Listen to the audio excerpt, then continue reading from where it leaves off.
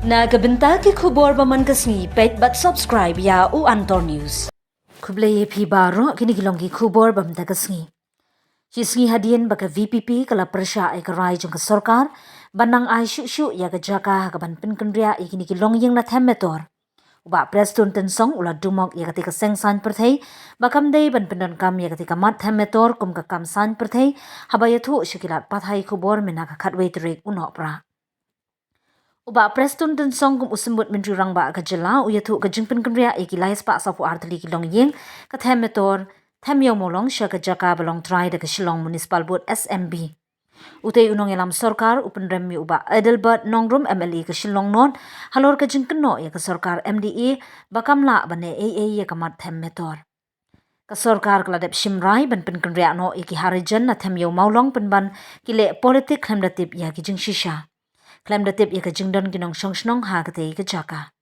Labiang katu kipat ba kis ngutu khamba wat yalam bakla yu upat ba da ka bakentu uba Prestone Tynsong ginong yalam ka VPP.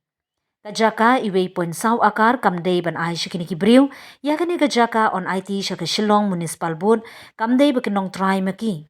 Namar ka jaka kadei jong ka SMB. Nada don kam jing pensyai wan bat ye kendu uba Prestone Tynsong penkut uba Prestone Tynsong.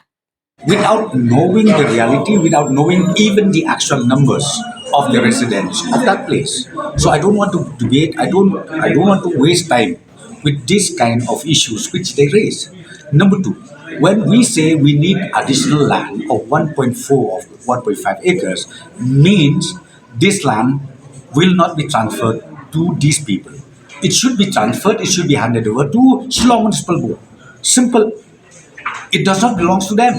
This land belongs to the Shillong Municipal Board. That's what I'm saying. Don't play politics unnecessarily. If you need clarification, come and meet me. I will explain to you everything. So you can't just mislead people. I think enough is enough. Balikin ya keren kata kulti. Ban persyang ban persutu baklay pa ba chung. Mga pi hamno punya ong mangin ay jakai ya kita. Ong pi ka jakagin ay jakai Shillong Municipal Board. Bagi Shillong Municipal Board kan selek ikut kam kum kinong tray jong ka Shillong Municipal Board. Dan tray ngong pingai ke statement joki.